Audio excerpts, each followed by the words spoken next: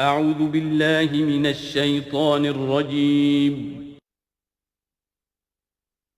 بسم الله الرحمن الرحيم.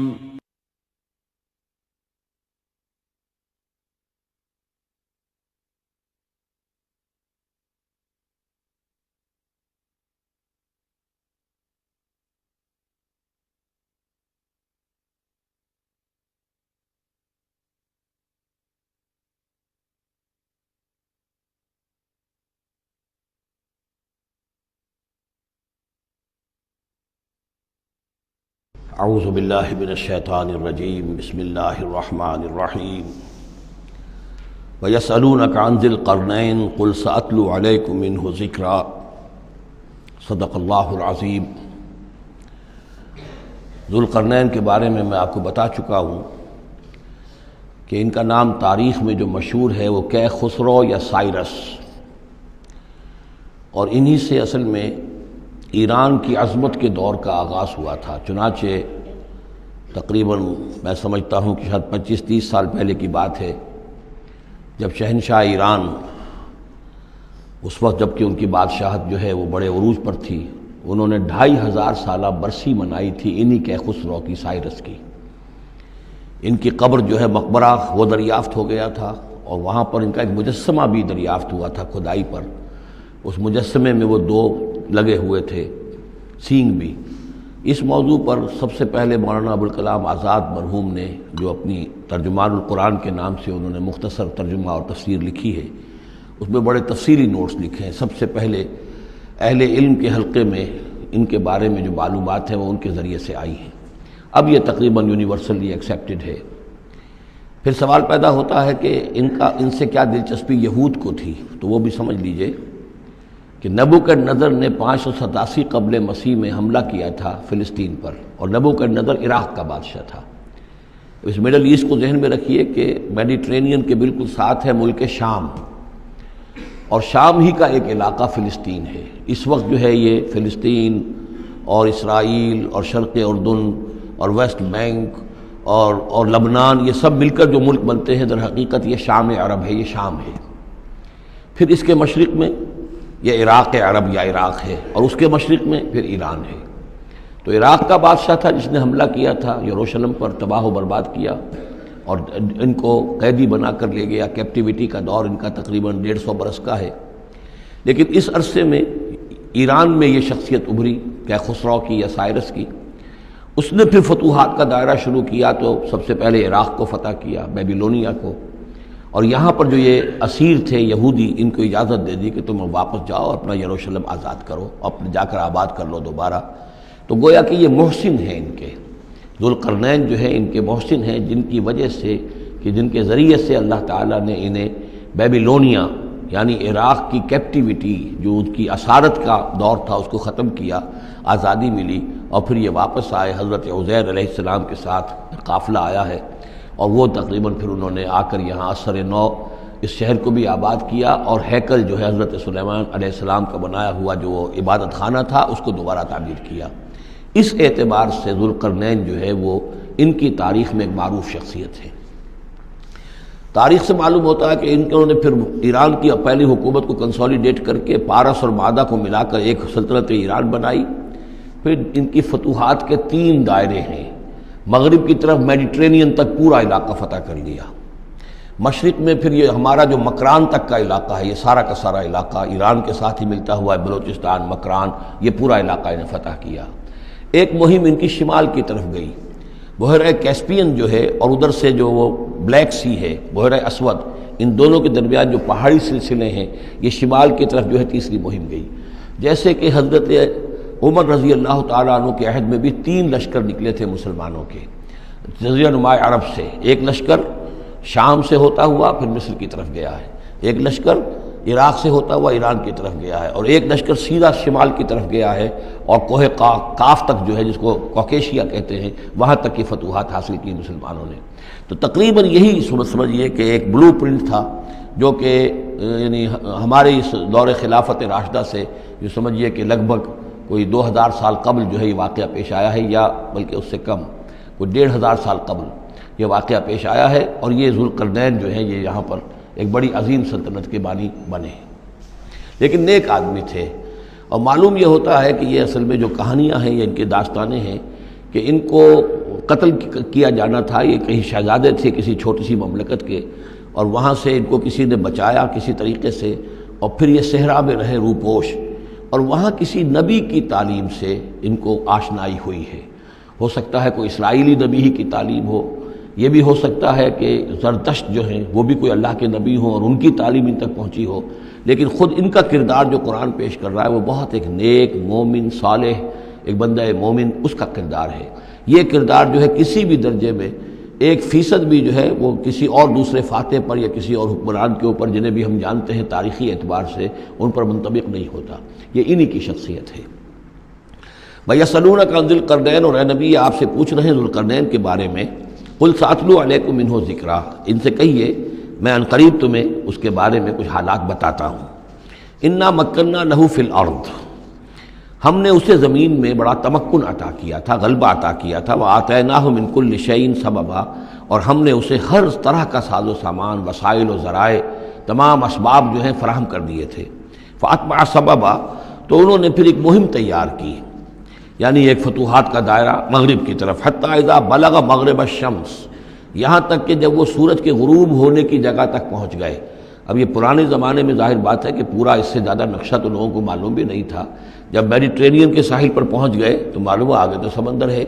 اور سمندر میں پھر آدمی کو محسوس ہوتا ہے سورج ڈوبتا ہوا۔ اگر آپ ساحل سمندر پر کھڑے ہو کر دیکھیں تو معلوم ہوتا ہے سمندر میں سورج ڈوب رہا ہے، تو یہ گویا کہ مغرب الشمس بن گیا ان کے لیے، وہ یہ سورج کے ڈوبنے کی جگہ۔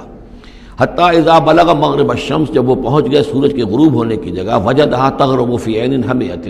تو انہوں نے دیکھا اسے ڈوبتے ہوئے، وہ ڈوب رہا ہے ایک بڑے گدلے سے سمندر کے اندر۔ وہ جو وہاں کا سمندر ہے بڑا گدلا سا ہے، یہ ایجین سی وغیرہ جو کہلاتے ہیں یہ بہت گدلے سے پانی کے ہیں۔ ووجد عندہا قوما، اور وہاں انہوں نے ایک قوم کو پایا مراد یہ کہ اس قوم پر انہیں فتح ہوئی، جنگ ہوئی، انہوں نے ان کو شکست دی، اور وہ قوم گویا کہ اب ان کے رحم و کرم پر ان کی گویا کہ وہ محکوم ہو گئی۔ قلنا یا ذوالقرنین، ہم نے کہا ذوالقرنین سے، اب یا تو یہ کہ یہ شاید نبی ہوں واللہ عالم، تو اللہ تعالیٰ کا اس طریقے سے براہ راست ان کو وحی کرنا، لیکن غیر نبی کو بھی اللہ تعالیٰ الہام کے ذریعے سے، جیسا کہ ہم نے دیکھا کہ وہ تو شہد کی مکھی کو بھی لفظ وحی آیا ہے، تو یہاں آیا ہم نے کہا اے قرنین، اور یہ بھی ہو سکتا ہے یہ صورتحال کی تعبیر ہو کہ گویا کہ وہ حالات زبان حال سے یہ کہہ رہے تھے۔ قلنا یا ذوالقرنین اما ان تعذب و اما ان تتخذ فیہم حسنا، کہ یا اے ذوالقرنین تمہیں اب پورا اختیار ہے، چاہو تو یہ جو مفتوح قوم ہے تمہاری اسے تم سزا دو، عذاب دو، ستاؤ انہیں، یا یہ کہ تم ان کے اندر اچھی روش اختیار کرو، ان کے ساتھ حسن سلوک کرو۔ قال، انہوں نے کہا اما من ظلم، جو کوئی ظالم ہے، بے انصاف ہے، ہو سکتا ہے اس سے مراد کفر اور شرک بھی ہو، فسوف نعذبہ ثم يرد الى ربہ فیعذبہ عذابا نکرا، تو اسے تو ہم عذاب دیں گے، سزا دیں گے، اور پھر وہ لوٹایا جائے گا اپنے رب کی طرف، پھر اس کا رب اس کو عذاب دے گا جو اصل عذاب ہے، برا عذاب، سخت عذاب۔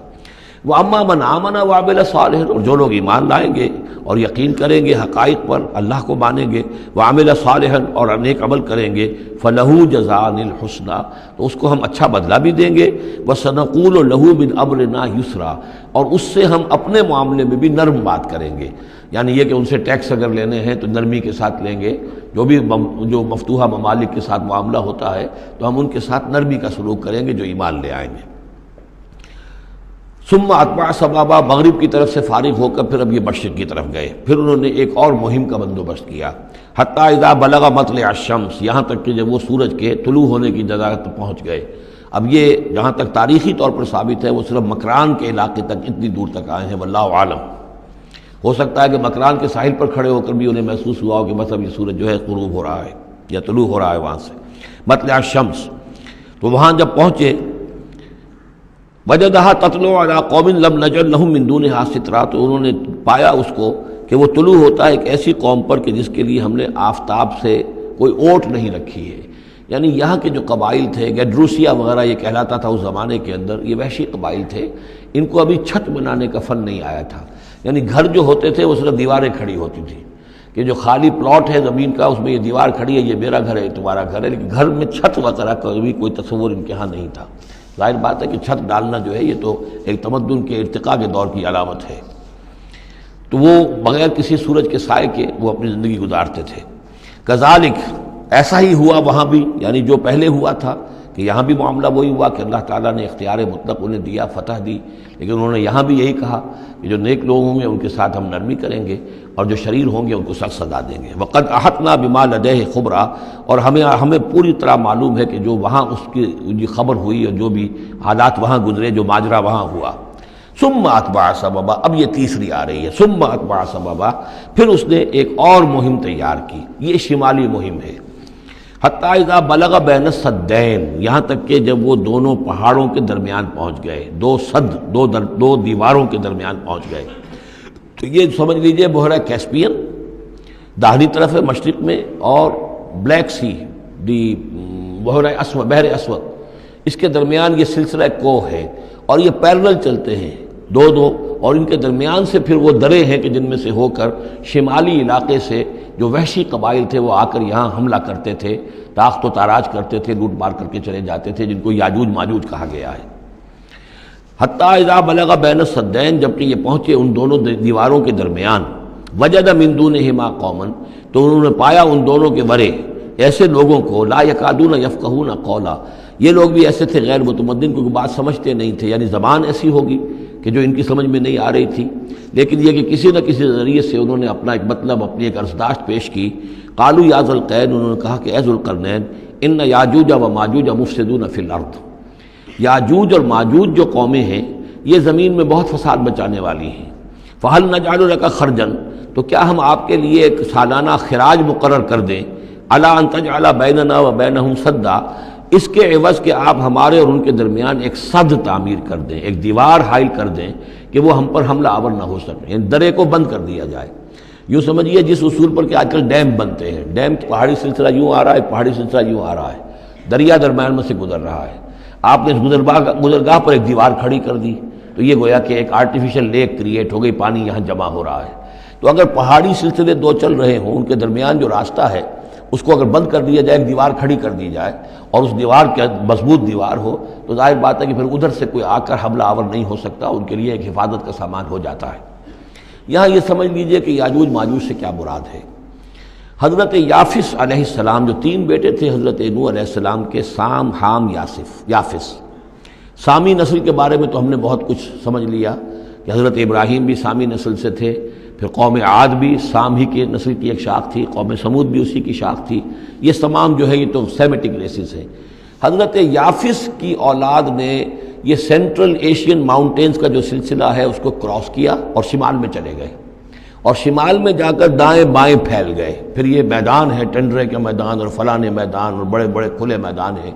تو گویا کہ ایشیا کو درمیان میں جو سلسلہ کوہ تقسیم کر دیتا ہے، ایک شمالی حصہ ہے، ایک اس کا اس کے جنوبی حصہ ہے، یہ شمالی میں چلے گئے اور جا کر پھر پھیلنے میں وہ مشرق کی طرف آئے تو چین اور ہند چینی تک یہ ساری قومیں جو ہیں یہ یلو ریسز، یہ انہی کی نسل سے ہیں، اور مغرب میں چلے تو روس، اور روس سے ہو کر روس کے ساتھ ملتا ہوا علاقہ ہے اسکینڈینیوین کنٹریز کے ساتھ، پھر وہاں سے وہ اتر کے، اور یورپ کے بھی جو یہ مغربی ممالک ہیں، اینگلو سیکسنز جو ہیں، یہ بھی در حقیقت اسی سے اسکینڈینیوین کنٹریز سے اترے ہوئے لوگ ہیں۔ تو یوں سمجھ لیجئے کہ ویسٹرن یورپ اور ایسٹرن یورپ کا بھی خاص طور پر شمالی علاقہ، اور پورا یہ روس کا علاقہ، اور پورا صحرائے گوبی، اور پورا چین، اور وہاں تک جو ہے ہند چینی تک، یہ یافس کی نسل ہے۔ یافس کے جن بیٹوں کے نام تورات میں آئے ہیں، کئی نام ہیں، وہ کوئی ایک دو نہیں، ان میں گوگ اینڈ میگوگ بھی ہے، توبال بھی ہے، موسک بھی ہے، موسک ایک شخص کا نام ہے، اور موسکو ہو سکتا ہے کہ اسی نے آباد کیا ہو اور وہیں سے وہ نام بنا ہو۔ توبال اور بالٹک سی جو ہے اس ایریا کے اندر جو ہے، بالٹک سٹیٹس، توبال ان کے ایک بیٹے کا نام تھا، یہ تورات کے اندر نام دیے گئے ہیں۔ گوگ اینڈ میگوگ، جاجوج ماجوج، یہ بھی انہی کے بیٹوں کے۔ یہ تمام اقوام جو ہے یہ وحشی ہیں، اور یہ تاخت و تاراج کرنا، لوٹ مار کرنا، یہ ان کا طریقہ ہے، اور ان کا ہے ذکر جو یہاں پر ہو رہا ہے۔ یہ جو سیلاب آیا تھا، کولونیل سیلاب جو ہم پر آیا تھا، جس میں کہ یہ اینگلو سیکسنز تھے، یہ سب کے سب جو ہیں یہ اسی نارڈک ریسز سے ہیں، یہ بھی یاجوج اور ماجوج کی نسل ہیں۔ ایک سیلاب ان کا آ چکا ہے جو آیا تھا یورپ کے سے نکل کر، یہ کولونیل سیلاب آیا اور پوری دنیا کے اوپر چھا گیا تھا، ایشیا اور افریقہ کو انہوں نے فتح کیا، کولونائز کیا۔ اب اگرچہ ان کی وہ بساط ایک دفعہ تو لپیٹ دی گئی ہے، وہ واپس چلے گئے ہیں، انڈائریکٹلی ہم پر حکومت کر رہے ہیں، ابھی ان کے جو ملٹی نیشنلز ہیں ان کے ذریعے سے یا بینکوں کے ذریعے سے، IMF کے ذریعے سے، ورلڈ بینک کے ذریعے سے، انڈائریکٹ حکومت ہے جو نیو ورلڈ آرڈر ہے۔ لیکن یہ ہے کہ ابھی ایک اور جو سیلاب ان کا آنے والا ہے وہ آتا ہے احوال قیامت کے معاملات میں۔ آرمگڈون کے بعد جب حضرت مسیح علیہ السلام کا نزول ہو چکے گا اور یہودیوں کا خاتمہ ہو چکے گا، اور پھر یہ کہ تمام جو عیسائی ہیں وہ مسلمان ہو جائیں گے، عیسائیت ختم ہو جائے گی حضرت مسیح علیہ السلام کے آنے کے بعد، اور مسلمان اور عیسائی مل کر ایک ملت بن جائیں گے، سب مسلمان ہوں گے۔ اس کے بعد آخری سیلاب پھر آنا ہے جو اس کے خلاف، وہ احادیث میں آتا ہے، پھر وہ یاجوج اور ماجوج کا ہوگا۔ اور میرے نزدیک یہ یاجوج اور ماجوج جو ہیں وہ ایسٹرن علاقے سے آئیں گے، چائنا وغیرہ سے، ہند چینی سے۔ آرمگڈون جو ابھی ہونی ہے فوری طور پر بڑی جنگ، اس میں یہ لوگ جو ہے بیٹھے رہیں گے، یہ جنگ میں حصہ نہیں لیں گے۔ یہ مڈل ایسٹ میں جنگ ہوگی، یورپین پاور ساری ہوں گی، کرسچین پوری طاقتیں ہوں گی، اور ادھر جو ہے مسلمان ہوں گے، اور حضرت مہدی جو ظاہر ہوں گے، جو اللہ تعالیٰ ایک عنایت کرے گا مسلمانوں کو لیڈر عرب کے اندر، وہ پیدا ہوں گے، مجدد ہوں گے، اور ان کے ذریعے سے عرب کے اندر ایک اسلامی حکومت بھی قائم ہوگی۔ لیکن ان کے لیے مدد کے لیے خراسان کے علاقے سے فوجیں آئیں گی، مشرق سے آئیں گی، اور یہ علاقہ جو ہے وہ ہے جو ہمارے قریب ہے، اور ہم بھی اسی علاقے میں ہیں۔ اللہ تعالیٰ ہمیں توفیق دے کہ یہاں وہ ہم پہلے اس نظام میں خلافت قائم کریں، تاکہ یہاں سے پھر فوجیں جائیں اور حضرت مسیح کے ساتھ ہو کر اور حضرت مہدی کے ساتھ ہو کر عیسائیوں اور یہودیوں کے ساتھ جنگ کریں، اور بالآخر پھر یہ کہ پوری دنیا میں اسلام کا بول بالا ہوگا۔ لیکن جب یہ ہو چکے گا، اس کے بعد ایک سیلاب پھر آئے گا یاجوج اور ماجوج کا۔ تو یہ چونکہ پوری ایک سلسلہ ہے، ایک نسلیں ہیں اس کے اندر بہت سی، تو ان میں چونکہ تفسیری اعتبار سے بہت سی باتیں جو ہے مختلف آراء بھی سامنے آئیں گی، تو میں نے جو رائے میری ہے وہ آپ کے سامنے بیان کر دی ہے۔ اس وقت بھی وہ یاجوج ماجوج تھے جو ان شمالی دروں سے آ کر حملے کرتے تھے۔ قالوا یا ذا القرنین ان یاجوج و ماجوج مفسدون فی الارض، وہ جو میں نے عرض کیا ہے کہ قیامت کے قریب بھی معاملہ ہوگا، یہ سورہ انبیاء کی آیات 97-98 ہے۔ حتی اذا فتحت یاجوج و ماجوج وهم من کل حدب ینسلون واقترب الوعد الحق فاذا هی شاخصۃ ابصار الذین کفروا۔ اب زیادہ دور نہیں، ہم سورہ انبیاء بھی قریب ہی آ رہی ہے، انشاءاللہ وہاں اس کو ہم پڑھیں گے۔ تو دو جگہ قرآن مجید میں یاجوج اور ماجوج کا ذکر ہے، ایک یہ جو قریب قیامت میں ان کا جو ظہور ہونے والا ہے، ایک اس وقت کا معاملہ یہ چھوٹا سا تھا کہ جو ذوالقرنین کے سامنے آیا ہے۔ تو کیا ہم آپ کے لیے ایک سالانہ خراج طے کر دیں تاکہ آپ ہمارے لیے یہاں ایک سد تعمیر کر دیں، ایک بند باندھ دیں یہاں پر؟ قال ما مکنی فیہ ربی خیر۔ اب دیکھیے ان کا کردار، ان کا مجھے جو کچھ میرے رب نے دے رکھا ہے، دولت دے رکھی ہے، مال دے رکھا ہے، وہ بہت بہتر ہے اس سے کہ جو تم مجھے پیش کر رہے ہو، مجھے خراج کی ضرورت نہیں ہے۔ ہاں تمہاری ایک ضرورت ہے، میں وہ پوری کر دیتا ہوں۔ فاعینونی بقوت، مجھے مین پاور فراہم کرو، باقی ساری سامان جو ہے میں فراہم کر لوں گا، لیکن بہرحال اس کو بنانے کے لیے، دیوار بنانے کے لیے اور دونوں پہاڑوں کے درمیان اتنی بڑی جو سد تعمیر کرنے کے لیے جو مین پاور چاہیے، اعینونی بقوت، تو محنت کے ذریعے سے، مین پاور کے ذریعے سے میری مدد کرو۔ اجعل بینکم و بینہم ردما، میں ان کے اور تمہارے درمیان ایک موٹی دیوار بنا دوں گا۔ آتونی زبر الحدید، لاؤ میرے پاس تختے لوہے کے۔ حتی اذا ساوا بین الصدفین، یہاں تک کہ جب دونوں جو اونچانے تھیں اس کے درمیان کا پورا علاقہ پر ہو گیا، بھر گیا، وہ لوہے کے تختے جو ہیں اس کے اندر بھرے جا رہے ہیں۔ حتی اذا ساوا، برابر کر دیا دونوں پھانکوں تک پہاڑ کی، قال انفخوا، اب ان کا کہ آگ جلاؤ اس کے نیچے، وہ دہکا دی بھٹی جس سے کہ اب وہ لوہا گرم ہوا اور لوہے کی تختے جو ہیں وہ گرم ہو گئے۔ حتی اذا جعلہ نارا، جبکہ وہ سارے کے سارے لوہے کے جو تپ گئے خود اور سرخ ہو گئے۔ قال آتونی افرغ علیہ قطرہ، تو کہا لاؤ میرے پاس پگھلا ہوا تانبا کہ میں اس کے اوپر انڈھیل دوں۔ تو اس طریقے سے ری انفورس کنکریٹ سے بھی 10 گنا سمجھیے مضبوط شے انہوں نے بنا دی کہ اس میں لوہا اور پھر لوہا سیسا یا تانبا پلایا ہوا، تو اس طریقے سے ایک بڑی مضبوط دیوار قائم کر دی۔ اس دیوار کے جو آثار اب بھی موجود ہیں، دیوار تو موجود نہیں ہے، یہ داریال اور دربند کے درمیان یہ کشادہ راستہ ہے اب بھی، یہ ویسٹ کوسٹ جو ہے کیسپین کا، اس کے ساتھ اس کی لمبائی 50 میل اور اس کی اونچائی 29 فٹ اور 10 فٹ چوڑی یہ دیوار تھی جو اس وقت بنی ہے۔ یعنی جس طریقے سے کہ بنتے ہیں بڑے بڑے بند، ان سے بھی بڑی یہ تھی سد تعبیر کی گئی۔ السد العالی کہلاتا، اسوان ڈیم جو ہے جو مصریوں نے بنایا تھا، بہت بڑا ڈیم، السد العالی، اونچی دیوار۔ تو ہمارے ہاں یہ تربیلا اور منگلا یہ سب کیا ہے، یہ اسی طرح کے ڈیم ہیں کہ پہاڑی سلسلے آ رہے ہیں، دریا جا رہا تھا، وہاں آپ نے دیوار کھڑی کر دی، پانی رک گیا اور وہ جھیل بن گئی۔ فمستطاعوا ان یظہروہ، تو انہوں نے کہا کہ اب یہ لوگ نہ تو یہ اس کے اوپر سے آ سکیں گے، اس کو نہ چڑھ سکیں گے، ومستطاعوا لہ نقبا، نہ اس میں کوئی سوراخ لگا سکیں گے، نقب لگا سکیں گے۔ قال ھذا رحمۃ من ربی، یہ سب اتنا بڑا کارنامہ کر کے بھی انہوں نے کہا یہ سب رحمت ہے میرے رب کی طرف سے، میرا کوئی کمال نہیں، یہ سب اللہ کی طرف سے ہے۔ فَإِذَا جَاءَ وَعْدُ رَبِّي، اور جب میرے رب کا وعدہ آئے گا، جَعَلَهُ دَكَّا، وہ اس پوری دیوار کو جو ہے ریزہ ریزہ کر دے گا، ختم ہو جائے گی دیوار۔ اب وہ دیوار وہاں موجود نہیں ہے، وہ ختم ہو چکی ہے امتداد زمانہ سے، اب اس کے کوئی آثار باقی نہیں رہے، بس آثار معلوم ہو جاتے ہیں کہ یہاں وہ دیوار ہوتی تھی، جس سے یہ میں نے ڈائمنشنز آپ کو دیے ہیں۔ وَكَانَ وَعْدُ رَبِّي حَقًّا، اور میرے رب کا وعدہ جو ہے وہ حق ہے، سچ ہے، پورا ہو کر رہے گا۔ وَتَرَكْنَا بَعْضَهُمْ يَوْمَئِذٍ يَمُوجُ فِي بَعْضٍ، اب جب یہ وقت آئے گا اللہ تعالیٰ کا قیامت کا وقت، تو ہم چھوڑ دیں گے اس روز ان کو، یہ ایک دوسرے میں گتھم گتھا ہو جائیں گے۔ یہ جو کچھ ہونے والا ہے قرب قیامت سے پہلے، جس قسم کے لشکر آنے ہیں اور جیسی جنگیں ہونی ہیں،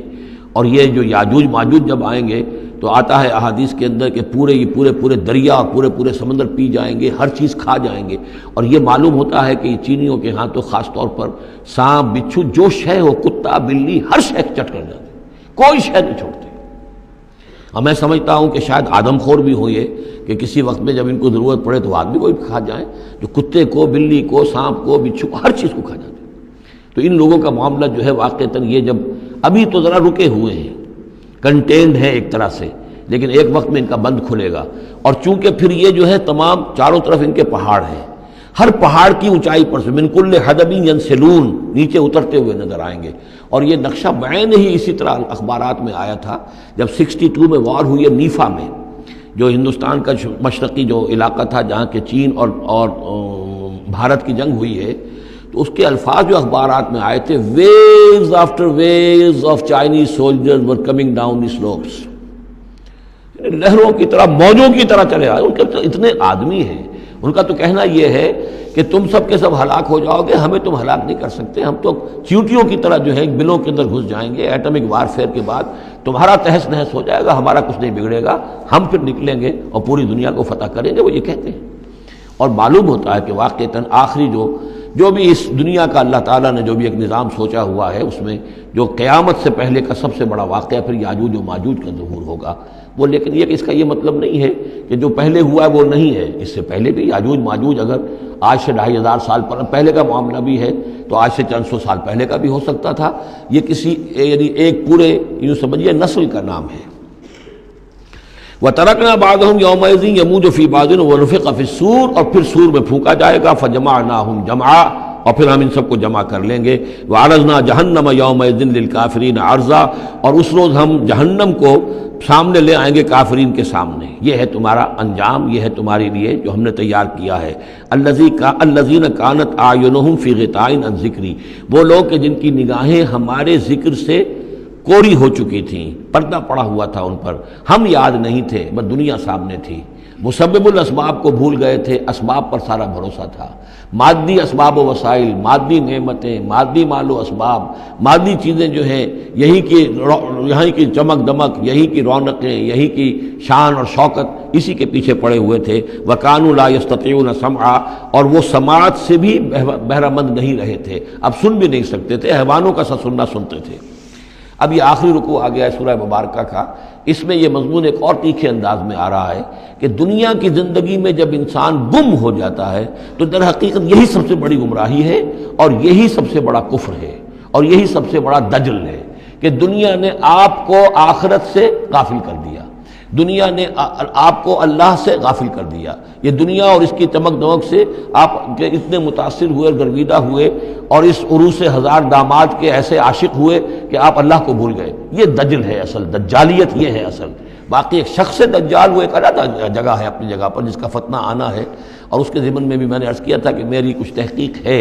لیکن میں ابھی اس کو روک رہا ہوں، مزید اس کی توثیق اگر مجھے ہو گئی تو پھر میں وہ باتیں بیان کروں گا، اس لیے کہ اس مسئلے میں علماء کے مابین کافی شدید اختلاف ہے۔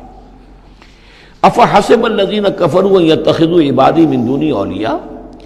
کیا کافروں نے یہ سمجھا ہے کہ وہ میرے بندوں ہی کو میرے مقابلے میں اپنے حمایتی بنا لیں گے؟ عیسیٰ میرا بندہ ہے، کیا وہ میرے مقابلے میں آ کر تمہاری حمایت کرے گا؟ عبد القادر جیلانی میرے بندے ہیں، کیا وہ میرے مقابلے میں آ کر تمہاری مدد کریں گے؟ کیا تم نے سمجھا میرے بندوں کو وہ میرے مقابلے میں من دونی اپنا حمایتی بنا لیں گے؟ انا اعتدنا جہنم للکافرین نزلا، ہم نے ایسے کافروں کے لیے جہنم کو بنا رکھا ہے ابتدائی مہمان نوازی کے لیے، ان کی مہمان نوازی ہوگی جہنم میں۔ قل هل ننبئکم بالاخسرین اعمالا، یہ ہے اس صورت کا عمود۔ جو میں نے کہا تھا کہ پہلے رکوع کے اندر انا جعلنا ما علی الارض زینۃ لہا لنبلوہم ایہم احسن عملا، یہ سمجھیے کہ ایک کھونٹا تو وہاں گڑا ہوا ہے، دوسرا کھونٹا یہ ہے قل هل ننبئکم بالاخسرین اعمالا، کہیے ان سے کیا ہم تمہیں بتائیں اپنے عمل، اپنی محنت، اپنی جد و جہد، بھاگ دوڑ، اپنی سعی جو ہے اس کے اعتبار سے سب سے زیادہ گھاٹے میں کون ہے؟ محنت تو ہر ایک کر رہا ہے، جیسے کہ حضور نے فرمایا کلو نفس یغدو فبائع نفسہ، ہر انسان صبح ہوتی ہے تو اس کے بعد سے اپنے آپ کو بیچنا شروع کر دیتا ہے، اپنا وقت بیچ رہا ہے، اپنی صلاحیت بیچ رہا ہے، اپنی انرجی بیچ رہا ہے، اپنی اور ذہانت بیچ رہا ہے، شام تک بیچتا رہتا ہے اپنے آپ کو، کچھ کما کر لاتا ہے، بیچ کر اپنے آپ کو کچھ لے کر آتا ہے۔ تو یہ انسان جو ہے اس درجے اپنے آپ کو دنیا کے لیے انہوں نے بیچ دیا ہے اور ہماتن اسی کے لیے گم ہو گئے ہیں، لیکن اس بیچنے میں انہیں نفع کچھ نہیں ہے، نقصان ہی نقصان ہے۔ سب سے زیادہ خسارے میں کون ہے؟ الذین ضل سعیہم فی الحیات الدنیا، جن کی بھاگ دوڑ سعی و جہد دنیا ہی میں گم ہو کر رہ گئی، آخرت مطلوب ہے ہی نہیں۔ وہ تو ایک ضمیمہ سا لگا ہوا، مسلمان ہے، سنا ہے والدین سے روزہ رکھنا اچھا کام ہے، روزہ فرض ہے، روزہ رکھ لیا ہے، مطلوب کیا ہے آپ کا؟ اصل بات تو یہ ہے جو ضربہ سلام میں نے کل نوٹ کرایا تھا سورہ بنی اسرائیل میں، من کان یرید العاجلۃ عجلنا له فیہا ما نشاء لمن نرید ثم جعلنا له جہنم یصلاها مذموما مدحورا ومن اراد الاخرۃ وسعى لها سعیها وهو مؤمن فاولئک کان سعیهم مشکورا۔ طالب دنیا ہو یا طالب آخرت ہو، طے یہ کرو، طالب دنیا طالب آخرت کے لیے بھی اللہ تعالیٰ کلن نمد ہؤلاء وہؤلاء من عطاء ربک، دنیا میں اسے ہمیں رکھنا ہے، کھانے پینے کا بندوبست کرے گا، یرزقہ من حیث لا یحتسب، یہاں سے دے گا جہاں سے تمہیں گمان تک نہیں ہوگا، لیکن تم پہلے طے کرو تم طالب دنیا ہو یا طالب آخرت ہو۔ اور سب سے زیادہ گھاٹے میں وہ ہے من قل هل ننبئکم بالاخسرین اعمالا الذین ضل سعیہم فی الحیات الدنیا وہم یحسبون انہم یحسنون صنعا، اور وہ سمجھ رہے ہیں کہ اب تو بڑے کامیاب ہیں، میری ایک فیکٹری تھی اب میرے 3 مل لگ چکے ہیں، میں نے فلاں یہ تھا میں نے اب اتنی جائیداد بنا لی ہے، میرے اتنے ایسٹس تھے اور سال بسال گنتی کر کے ہم تو کامیاب ہو رہے ہیں۔ وہ سمجھتے ہیں کہ ہم کامیاب ہیں، ہماری محنتیں برابر ہو رہی ہیں، ہماری یہ دن رات کی کوشش جو ہے وہ نتیجہ خیز ہو رہی ہے۔ اولئک الذین کفروا بآیات ربہم، یہ وہ لوگ ہیں جنہوں نے اپنے رب کی آیات کا انکار کیا، چاہے کہتے ہوں کہ ہم اللہ کو مانتے ہیں، قرآن کو مانتے ہیں، لیکن حقیقتاً اگر طالب دنیا ہے تو گویا کہ وہ اللہ کی آیات کا انکار کر رہا ہے۔ اللہ تو کہتا ہے اصل زندگی وہ ہے، وَإِنَّ دَارَ الْآخِرَةَ لَهِيَ الْحَيَوَانُ، تم اصل زندگی اس کو سمجھے بیٹھے ہو، تو تم نے کہا اللہ کی بات کی تصدیق کی، تم نے تو اللہ کی بات کو جھٹلایا ہے۔ اولئک الذین کفروا بآیات ربہم ولقائہ فحبطت اعمالہم، یہ جو جھوٹی پھوٹی کوئی نیکیاں کرتے ہو اپنے دل کی تسلی کے لیے، جھوٹے تسلی دینے کے لیے، کوئی مسلی کھلا دیے، کوئی غریبوں کا کام ہو گیا، کوئی کسی کے لیے، یہ نیکیاں ہمارے ہاں قطعاً ان کی کوئی حیثیت نہیں، ان کے سارے اعمال اس قسم کی نیکیاں حبط ہو جائیں گی۔ فلا نقیم لہم یوم القیامت وزنا، تو اس دن ہم ان کے لیے قیامت کے دن جو ہے کوئی ان کا وزن قرار نہیں دیں گے، یا ان کے اعمال کو تولیں گے ہی نہیں۔ اعمال تو ان کے تلیں گے جن میں ایمان ہو، جن میں ایمان ہی نہیں ان کا اعمال کیا تلنا ہے۔ فلا نقیم لہم یوم القیامت وزنا۔ اب یہ ہے 2 مقامات جو میں نے کہا ہے کہ ایک کھوٹا وہاں ایک کھوٹا یہاں، اسی لیے ابتدائی آیتیں اور آخری آیتیں سورہ کہف کی خاص طور پہ دجالی فتنے سے محفوظ رہنے کے لیے ان کو یاد رکھا جائے، ان کو پڑھا جائے، اور یہ کہ اللہ توفیق دے تو ہر جمعے کو سورہ کہف کی تلاوت کی جائے۔ درمیان میں پھر میں نے بتایا تھا زینت کا لفظ آیا، ترید و زینت الحیات الدنیا، کچھ اور آگے چل کر المال والبنون زینت الحیات الدنیا، تو یہ زینت دنیا اور زیبائش اور آرائش، اور یہ تمہیں اپنے اندر گم کر لیتی ہے، تمہیں نہ خدا کی ہوش ہے نہ آخرت کی ہوش ہے۔ ذالک جزاؤہم جہنم، یہ وہ لوگ ہیں کہ جن کا بدلہ جہنم ہے، بما کفروا، بسبب اس کے کہ انہوں نے کفر کیا، واتخذوا آیاتی ورسلی ہزوا، اور انہوں نے میری آیات اور میرے رسولوں کو ٹھٹھا سمجھ لیا۔ رسول آ کر یہ کہہ رہے ہیں کہ اصل زندگی وہ ہے، یہ سمجھتے نہیں یہ ہے، مان لیا ہوگی آخرت، چلو دیکھا جائے گا، کچھ نہ کچھ تو ہے نا، کچھ نیکیاں بھی ہم نے کر رکھی ہیں اور کچھ بہرحال ہمارے بچانے والے بھی ہیں، ہم سب بھی جو ہیں آخر حضور نے شفاعت ہماری کر ہی دینی ہے۔ جیسے یہودی کہتے تھے کہ ہم تو یہودی ہیں تو ہم تو اللہ کے بیٹوں کے مانند ہیں، چہیتے ہیں، لاڈلے ہیں۔ اب وہ آخری حصہ ان الذین آمنوا، جب ان کفار کی کیفیت یہ ہے، اور کفار سے مراد یہاں پر وہ منکر نہیں ہے، وہ کفار ہیں جو حقیقت کے اعتبار سے طالب دنیا بن گیا، چاہے اس نے لیبل اسلام کا لگا رکھا ہو، مسلمانوں کا وہ بہت بڑا لیڈر ہو، قائد ہو، کچھ بھی ہو، جو طالب دنیا ہے فی الواقع وہ ہے در حقیقت کے جو اصل کافر ہے، جس کو کہ ایک بزرگ کا قول جو ہے بہت عرصے بعد مجھے یاد آیا ہے کہ جو دم غافل سو دم کافر۔ اسی طرح جو شخص طالب دنیا ہے حقیقت میں وہ کافر ہے۔ قانوناً وہ مسلمان ہوگا، مسلمان ہو، مسلمانوں کا لیڈر ہو، وہ پیر ہو،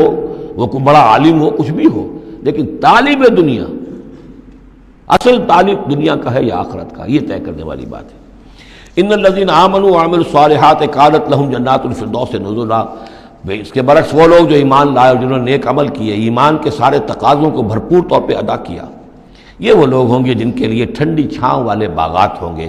ان کے وہاں پر مہمان نوازی نزل ہوگی، نزل ابتدائی،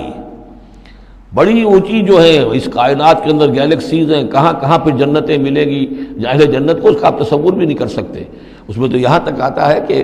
ایک اوپر کے درجے والے کو نیچے درجے والا جنتی ایسے دیکھے گا جیسے تم زمین پر بیٹھ کے ستاروں کو دیکھتے ہو۔ یہ پوری کائنات آخر کس لیے بنائی ہوئی اللہ نے؟ کتنے اور سیارے ہیں اور کتنی اور جگہیں ہوں گی، کہاں کہاں اللہ تعالیٰ جو ہے جنتیں دے گا، لیکن پہلی نزول جو ہے یہی ہونا ہے، اسی زمین پر، قصہ زمین برسر زمین۔ خالدین فیہا، اس میں وہ ہمیشہ ہمیشہ رہیں گے، لا یبغون عنہا حولا، اور ان کے لیے اور پھر وہ نہیں چاہیں گے کہ اس سے ان کو کہیں اور بھیج دیا جائے، یعنی یہ کہ جنت ایسی جگہ نہیں ہے جہاں جی اکتا جائے۔ آپ دنیا میں تو اچھی سے اچھی جگہ کا تصور کریں، مستقل رہنا پڑے گا طبیعت اکتا جائے گی۔ کشمیر میں جو رہتے ہیں ان سے پوچھئے کہ کیا وہاں خوبصورتی انہیں تو نظر نہیں آتی، سوئٹزرلینڈ والوں سے پوچھئے کہ یہاں کی بہت خوبصورتی ہے، انہیں تو کہیں نظر نہیں آتی، ان کے لیے تو مصیبت ہی مصیبت ہے، ہر وقت برف کے طوفان ہیں اور یہ ہے اور وہ ہے۔ لیکن یہ کہ ہمارے لیے تصور اور ہے۔ بدترین جگہ بھی دنیا کے اندر جو ہے وہ ایسی ہے کہ جہاں تھوڑی دیر کے لیے آدمی جائے گا تو وہاں اسے کچھ چینج کی وجہ سے کچھ ریکریشن ہو جائے گی، لیکن زیادہ دیر ٹھہرنا پڑے گا تو مصیبت ہو جائے گی۔ اور بہترین جگہ بھی وہ ہے کہ جہاں مستقل رہنا پڑا تو پھر یہ کہ وہ اس کے لیے بور ہو جائے گا وہ، لیکن جنت ایسی جگہ ہے کہ وہاں سے پھر آدمی کہیں ٹلنا نہیں چاہے گا۔ دو آخری وہ آیات، اب یہ پھر توحید کے دو بہت بڑے خزانے۔ قل لو کان البحر مدادا لکلمات ربی لنفد البحر قبل ان تنفد کلمات ربی ولو جئنا بمثلہ مددا۔ سورہ بنی اسرائیل کی آیت میں اللہ کے اسماء کا ذکر تھا، ولد اللہ عبد الرحمن ایما تدعو فلہ الاسماء الحسنی۔ یہاں اللہ کے کلمات کا ذکر ہے، اور کلمات سے مراد کیا ہے؟ اللہ کی ہر شے جو اس نے پیدا کی ہے اس کے ایک کلمہ کن کا ظہور ہے، کل مخلوقات اس کے کلمات ہیں۔ تو کیا کوئی انسان ہے جو اللہ کی جملہ مخلوقات کا احاطہ کر سکے؟ اگر اس زمین کا پورا سمندر جو ہے وہ سیاہی بن جائے اپنے رب کے کلمات کو لکھنے کے لیے، سمندر ختم ہو جائے گا لیکن اللہ کے کلمات ختم نہیں ہوں گے، چاہے اتنی ہی اور بھی اس کے لیے سمندر لے آئیں سیاہی بنا کر۔ ایک اور جگہ بھی مضمون یہ آیا ہے کہ تمام زمین کے جتنے بھی درخت ہیں وہ قلم بنا لیے جائیں، اور جتنے سمندر ہیں اور ان کو 7 گنا سمندر بنا دیا جائے، اور وہ تمام قلم جو ہے لکھنے لگے اللہ کے کلمات کو نہیں لکھ سکتے۔ وہ سمندر ختم ہو جائیں گے، سیاہی ختم ہو جائے گی، اقلام ختم ہو جائیں گے۔ وَلَوْ أَنَّ مَا فِي الْأَرْضِ شَجَرٌ وَأَقْلَامٌ، یہ الفاظ آئیں گے انشاءاللہ تعالی۔ قُل لَوْ كَانَ الْبَحْرُ مِدَادًا لِكَلِمَاتِ رَبِّي لَنَفِدَ الْبَحْرُ قَبْلَ أَن تَنفَدَ كَلِمَاتُ رَبِّي وَلَوْ جِئْنَا بِمِثْلِهِ مَدَدًا۔ اور آخری آیت وہاں اللہ تعالیٰ کی شان، قُلِ الْحَمْدُ لِلَّهِ الَّذِي لَمْ يَتَّخِذْ وَلَدًا وَلَمْ يَكُن لَّهُ شَرِيكٌ فِي الْمُلْكِ وَلَمْ يَكُن لَّهُ وَلِيٌّ مِّنَ الذُّلِّ وَكَبِّرْهُ تَكْبِيرًا۔ اب شکل کیا ہوتی ہے شرک میں؟ یا تو اللہ کو اوپر سے اتار کر نیچے لے آتے ہیں، انسانوں کی صف میں، مخلوقات کی صف میں کھڑا کر دیا، یا انسانوں میں سے کسی کو اٹھا کر اور خدا کے برابر کر دیا۔ وہاں اس کی نفی ہے، اللہ کا بلند مقام، یہاں انسانوں کو کہیں خدا کے برابر شریک نہ کر دو، تو یہاں فرمایا قل انما انا بشر مثلکم، اے نبی کہہ دیجئے میں بھی تمہاری طرح کا ایک انسان ہوں، یوحیٰ الی انما الہکم الہ واحد، مجھ پر وحی کی جا رہی ہے کہ تمہارا الہ ایک ہی الہ ہے، اکیلا ہے، فمن کان یرجو لقاء ربہ، تو دیکھو جو کوئی بھی اپنے رب سے ملاقات کا امیدوار ہو، فلیعمل عملا صالحا، اسے عمل کرنے چاہیے نیک، ولا یشرک بعبادت ربہ احدا، اور اپنے رب کی عبادت میں کسی کو شریک نہیں کرنا چاہیے، عبادت خالص اللہ کی ہو، توحید عملی،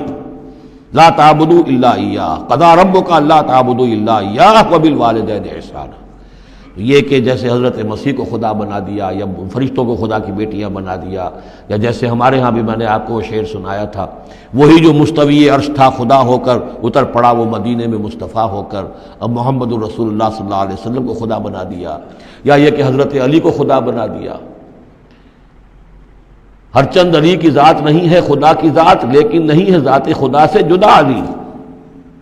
اور غالب صاحب کہتے ہیں کہ مشغول حق ہوں بندگی ابو تراب میں جب حضرت ابو تراب حضرت علی کی بندگی کرتا ہوں تو میں گویا کہ در حقیقت اللہ کی بندگی کر رہا ہوں۔ اور یہاں آغا خانیوں میں جو ہے 10 اوتار ہیں حضرت علی، 9 اوتار ہندوؤں کے پہلے تھے، 10ویں اوتار حضرت علی ہیں، تو یہی کچھ ہوتا ہے۔ قل انما انا بشر مثلکم یوحیٰ الی انما الہکم الہ واحد فمن کان یرجو لقاء ربہ فلیعمل عملا صالحا ولا یشرک بعبادت ربہ احدا۔ اب آئیے سورہ مریم، بسم اللہ الرحمن الرحیم، کاف ہا یا عین صاد، 5 حروف ہیں یہ ایک ہی صورت ہے قرآن مجید میں جس میں 5 حروف آئے ہیں مقطعات جڑواں۔ ایک صورت اور ہے سورہ شورا،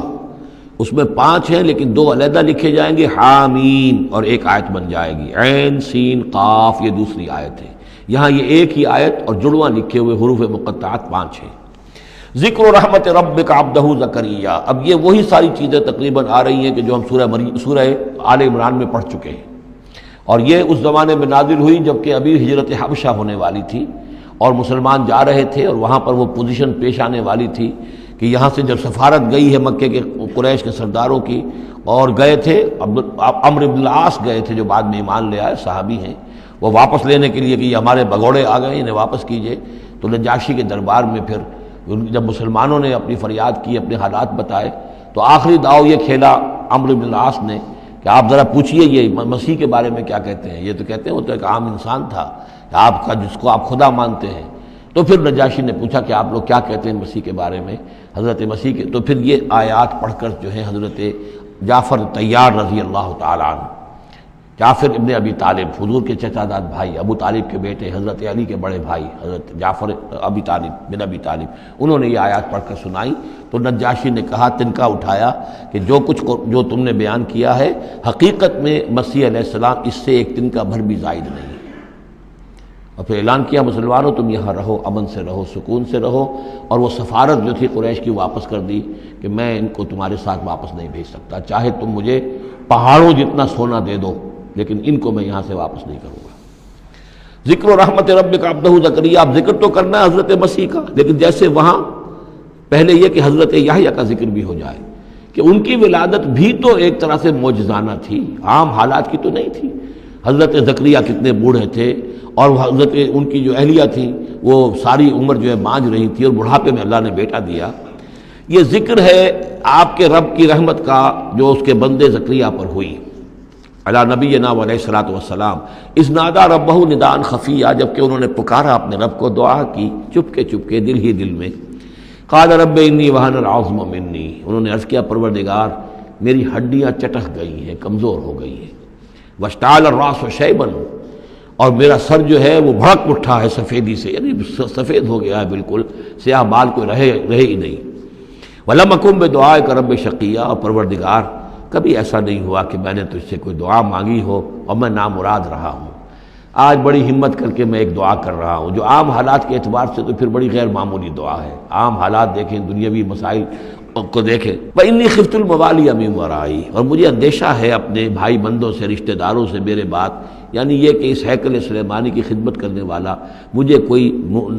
مناسب آدمی نظر نہیں آ رہا کہ جو اس میری گدی پر بیٹھ سکے، میرے اس منصب کو سنبھال سکے۔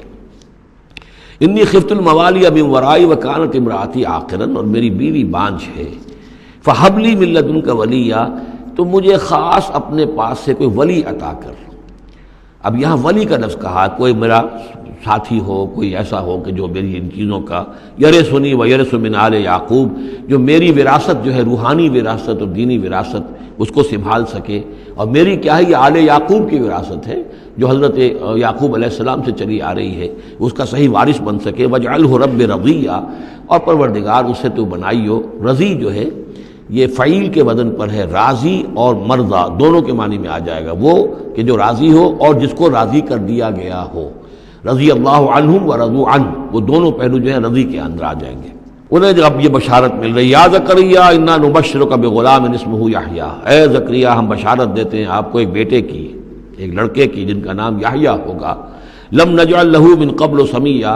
ہم نے اس کا سا نام اس سے پہلے کسی کا نہیں رکھا، یا اس کی سی صفات اس سے پہلے کسی میں پیدا نہیں کی۔ یہ دونوں معنی ہو سکتے ہیں اس کے۔ قال رب انا یکون لی غلام، انہوں نے وہی بات عرض کی جو ہم پڑھ چکے ہیں پہلے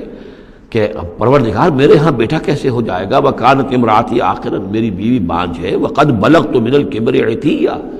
اور میں بوڑھا ہو گیا ہوں، سوکھ چکا ہوں، میرے سارے جو سوتے ہیں حیات کے وہ میرے اندر خشک ہو چکے ہیں۔ قال کذالک، کہا ایسے ہی ہوگا۔ قال ربک هو علی ہین، تیرے پروردگار کا فرمانا یہ ہے کہ یہ مجھ پر آسان ہے۔ وقد خلقتک من قبل ولم تک شیئا، تجھے بھی تو ہم نے پیدا کیا اس سے پہلے جبکہ تو کچھ بھی نہیں تھا۔ قال رب اجعل لی آیا، انہوں نے کہا کہ پروردگار پھر میرے لیے کوئی نشانی مقرر ہو جائے۔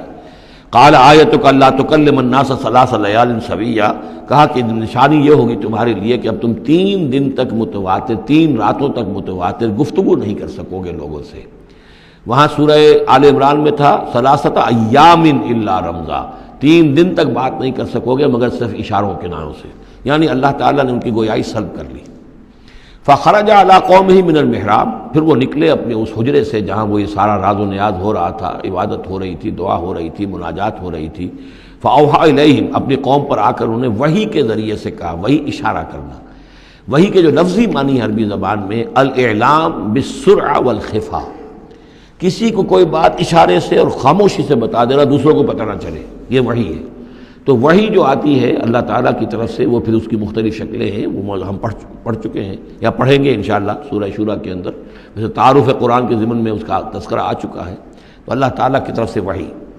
اوحا الیہم، انہوں نے اشارے سے کہا، بات تو کر نہیں سکتے تھے، ان سبحوا بکرۃ وعشیا، کہ یہ خاص وقت ہے، اس میں اللہ کا ایک خاص فیصلہ ہو رہا ہے، لہذا ذرا صبح و شام تم اللہ کی تسبیح و تحمید ذرا کثرت سے کرو۔ یا یحییٰ، اب ولادت ہو گئی حضرت یحییٰ کی، اور وہ مخاطب ہے۔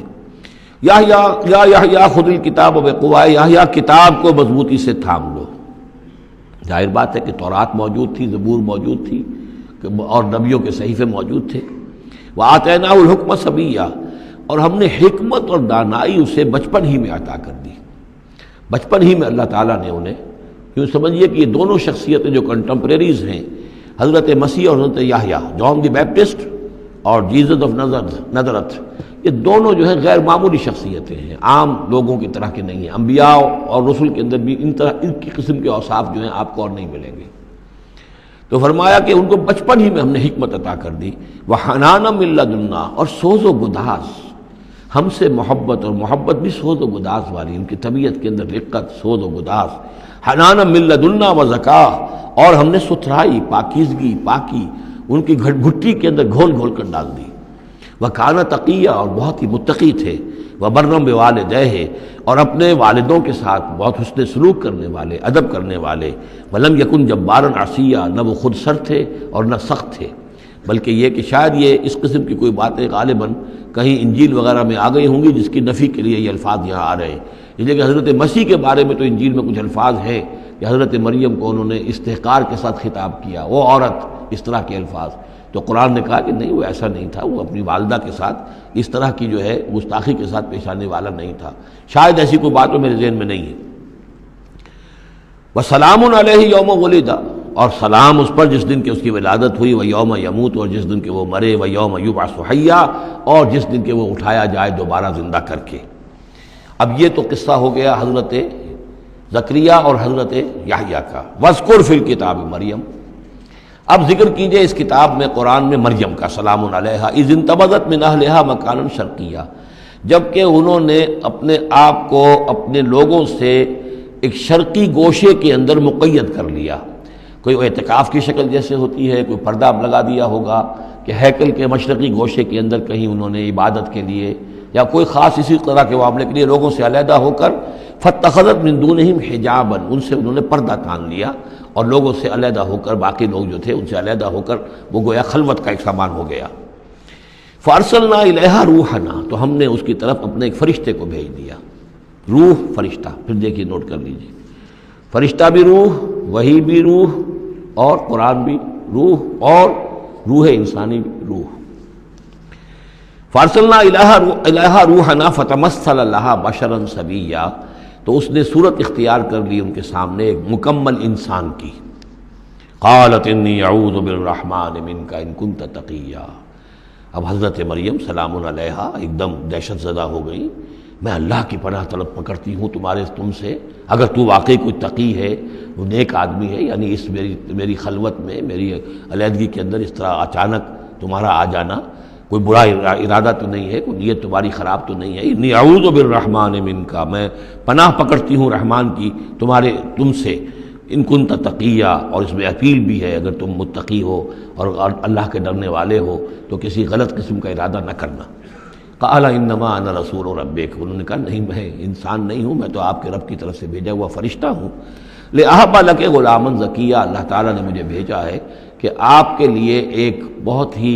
پاک اولاد جو ہے وہ میں آپ کو عطا کروں آپ کے لیے۔ قالت انا یکون لی غلام، حضرت مریم نے کہا میرے لیے بیٹا کیسے ہو جائے گا؟ ولم یمسسنی بشر، مجھے کسی مرد نے آج تک چھوا تک نہیں ہے، ولم اکو بغیہ، اور نہ میں کوئی آبرو باختہ عورت ہوں، میں کوئی اس طرح کی آوارہ عورت نہیں ہوں، نہ کسی مرد سے میرا کوئی معاملہ ہوا ہے۔ قال کذالک قال ربک هو علی حی، ایسے ہی ہوگا، بغیر کسی مرد کے اس کے تعلق کے اور بغیر کسی اور اس طرح کے معاملے کے اولاد آپ کے ہاں ہوگی، بیٹا ہوگا۔ قال ربک هو علی حی، آپ کا رب فرماتا ہے کہ مجھ پر بڑا آسان ہے، میرے لیے کوئی بھاری بات نہیں ہے۔ وَلِنَجْعَلَهُ آیَةً لِلنَّاسِ، اور اس کو تو ہم بنانا چاہتے ہیں لوگوں کے لیے ایک نشانی۔ حضرت عیسیٰ کی ولادت معجزانہ، رفع سماوی معجزانہ، پھر بڑے بڑے معجزے جو ہیں، تو اس اعتبار سے واقعہ یہ ہے کہ ان کی شخصیت بہت ہی ایک یعنی غیر معمولی اور بہت ممیز شخصیت ہے۔ وَرَحْمَةً مِنَّا، اور انہیں ہم ذریعہ بنانا چاہتے ہیں اپنی رحمت کا۔ وَكَانَ أَمْرًا مَقْضِيًّا، اور یہ تو وہ کام ہے، یہ فیصلہ وہ ہے، كَانَ أَمْرًا مَقْضِيًّا، یہ طے شدہ ہے، اللہ کی طرف سے اس کا فیصلہ ہو چکا ہے۔ فَحَمَلَتْهُ، تو انہیں اس کا حمل ٹھہر گیا۔ فَانْتَبَذَتْ بِهِ مَكَانًا قَصِيًّا، تو اب وہ اسے لے کر دور جگہ چلی گئی۔ یہ ہے بیت اللحم، جو 8 میل کے فاصلے پر تھا اس ہیکل سلیمانی سے۔ وہاں علیحدگی میں، چونکہ اب ظاہر بات ہے کہ حمل بڑھے گا، اب لوگ کیا ہیں دیکھیں گے، کیا کریں گے، کسی جگہ پر انہوں نے تنہائی میں کسی جگہ جا کر اپنے آپ کو علیحدہ جو آئسولیٹ کر لیا، فانتبذت بہی، آئسولیٹ کر لیا اپنے آپ کو، اب اس کو لے کر، اپنے حمل کو لے کر، فانتبذت بہی مکانا قصیا، ایک دور کی جگہ، بعید مکان میں۔ فاجاء المخاض الى جذع النخلہ، تو جب وہ ولادت کا وقت ہوا اور درد ذہ ہوئے تو اس درد کے اندر وہ ایک کھجور کی جڑ کو انہوں نے مضبوطی سے پکڑا۔ قالت یا لیتنی مت قبل ھذا وکنت نسیا منسیا، اور کہا کاش کہ میں اس سے پہلے مر چکی ہوتی۔ اب کیا کہوں گی، کیا منہ دکھاؤں گی، اس بچے کا کیا کروں گی، کہاں لے کے جاؤں گی، دنیا کیا کہے گی، میری صورت کیا بنے گی۔ اللہ کی وہ بندی جو ہے کانپ رہی ہے، لرز رہی ہے۔ یا لیتنی مت قبل ھذا، کاش کہ میں اس سے قبل مر چکی ہوتی، وکنت نسیا منسیا، اور مجھے بھول چکے ہوتے لوگ، میری یاد بھی لوگوں کے ذہنوں سے محو ہو چکی ہوتی، کاش۔ فناداہا من تحتہا، تو پکارا اسے اس کے نیچے سے۔ عام خیال یہ من کے حوالے سے یہ ہے کہ فرشتہ ہی ہے کہ جس نے پھر پکارا ہے، وہ لیکن نیچے ہے، یہ ذرا اونچائی پر ہے،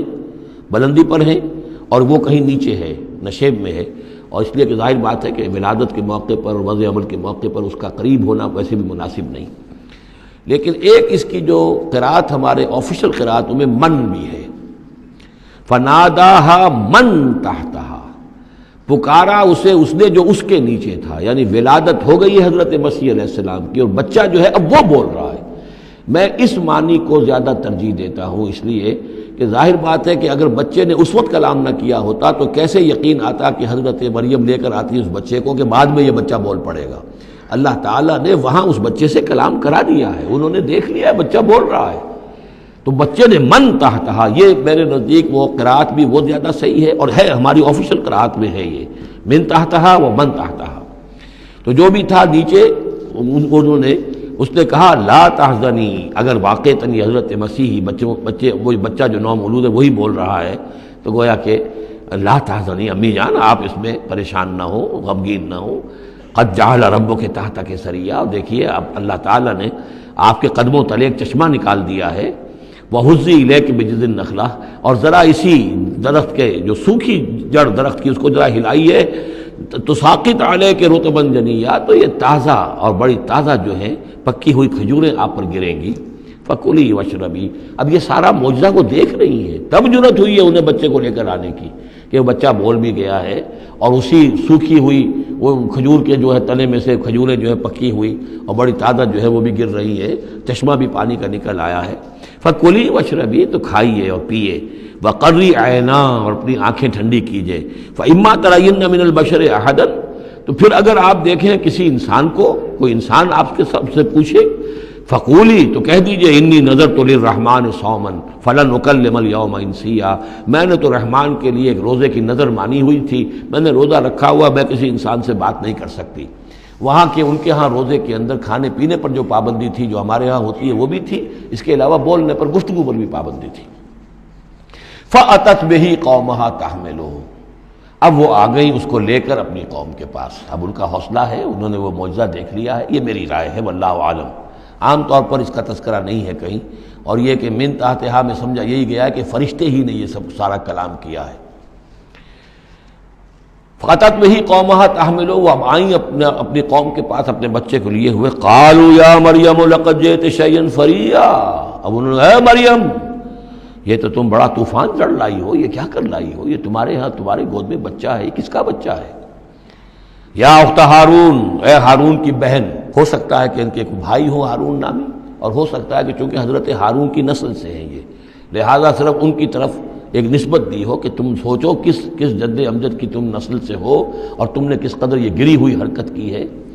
یا اخت ہارون ما کان ابوک امرأ سوء وما کانت امک بغیہ، نہ تو تیرا والد جو ہے وہ کوئی برا انسان تھا اور نہ تیری والدہ جو ہے وہ کوئی بدکار عورت تھی، یہ تم کیا کر لائی ہو؟ فاشارت الیہ، تو حضرت مریم نے اشارہ کر دیا حضرت اس بچے کی طرف، عیسیٰ کی طرف۔ قالوا کیف نکلم من کان فی المہد صبیا، کہ کیسے ہم اس سے بات کریں، اس سے کیا پوچھیں، یہ ہمیں کیا بتائے گا، بچہ ہے پگھوڑوں میں یا گود کے اندر۔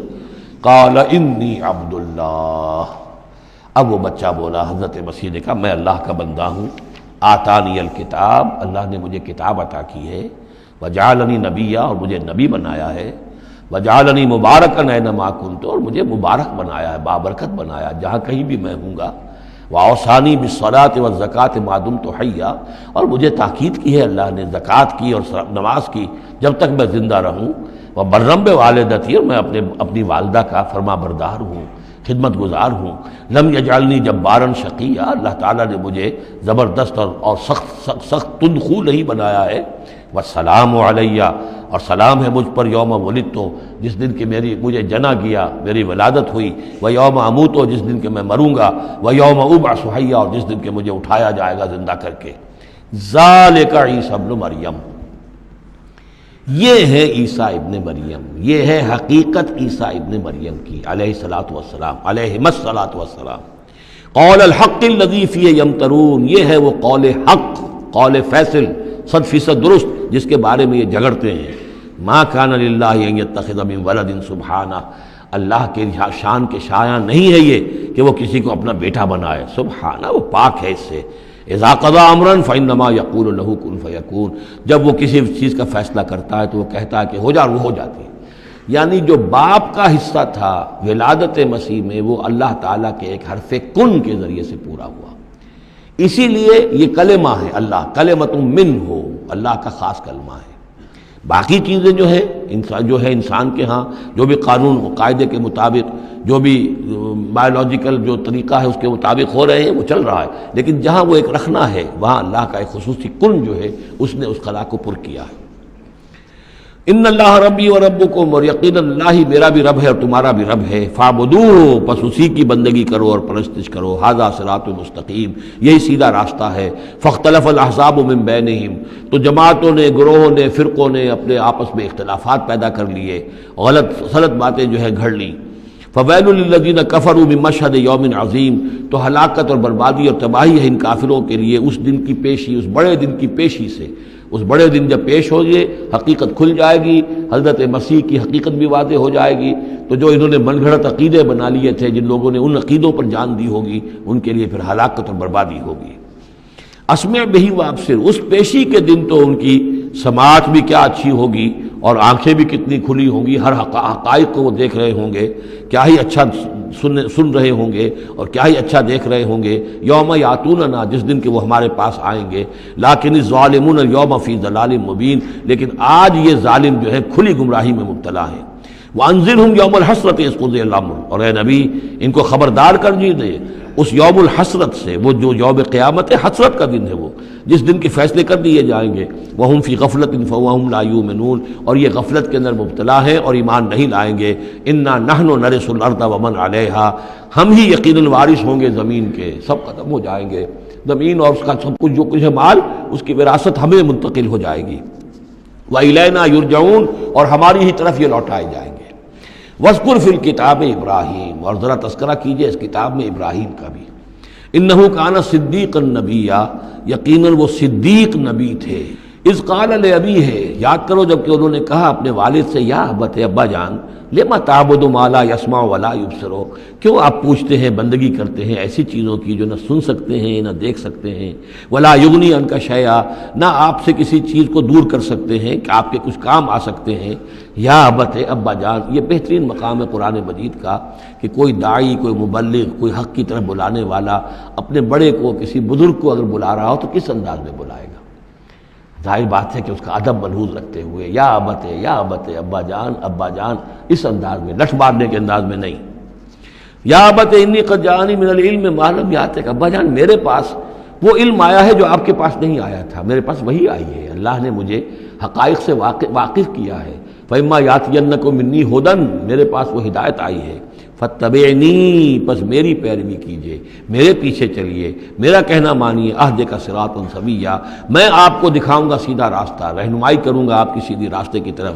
یا ابت، ابا جان، لا تعبد الشیطان، دیکھیے شیطان کی بندگی نہ کیجئے، ان الشیطان کان للرحمن عصیا، یقیناً یہ شیطان جو ہے وہ رحمان کا باغی تھا، نافرمان تھا، اس نے سرکشی کی تھی۔ یا ابت انی اخاف ان یمسک عذاب من الرحمن، ابا جان مجھے بڑا اندیشہ ہے کہ آپ کو رحمان کی طرف سے کوئی عذاب آپ پر نہ آ جائے، آپ پکڑے آپ کو رحمان کی طرف سے کوئی عذاب۔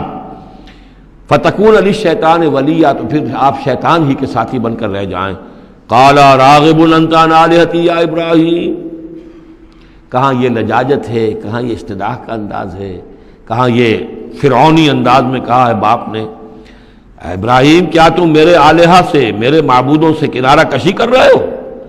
اراغب انت عن آلہتی یا ابراہیم لئن لم تنتہی، اگر تم باز نہ آئے، لارجمنک، میں تمہیں رجم کر دوں گا، ہلاک کر دوں گا، سنسار کر دوں گا، واہجرنی ملیہ، اور فوراً تو ذرا میری نگاہوں سے دور ہو جاؤ، میں تمہاری اس بات کو برداشت نہیں کر سکتا، فوراً میری نگاہوں سے دور ہو جاؤ، کچھ دیر کے لیے تو میری نگاہوں سے چلے جاؤ۔ قال سلام علیک، انہوں نے کہا سلام، ساستغفر لک ربی، میں اپنے رب سے آپ کے لیے استغفار کرتا رہوں گا، انہ کان بی حفیہ، وہ مجھ پر بڑا مہربان ہے، واعتزلکم وما تدعون من دون اللہ، اور میں کنارہ کشی کرتا ہوں آپ سے بھی اور ان تمام معبودوں کو جن کو آپ پوج رہے ہیں اللہ کے سوا۔ وادعو ربی، میں تو اپنے رب کو پکاروں گا، اسی سے دعا کروں گا، عسیٰ اللہ اکون بدعاء ربی شقیہ، اور مجھے یقین ہے کہ میں اپنے رب کو پکار کر اس سے دعا کر کے نامراد نہیں رہوں گا۔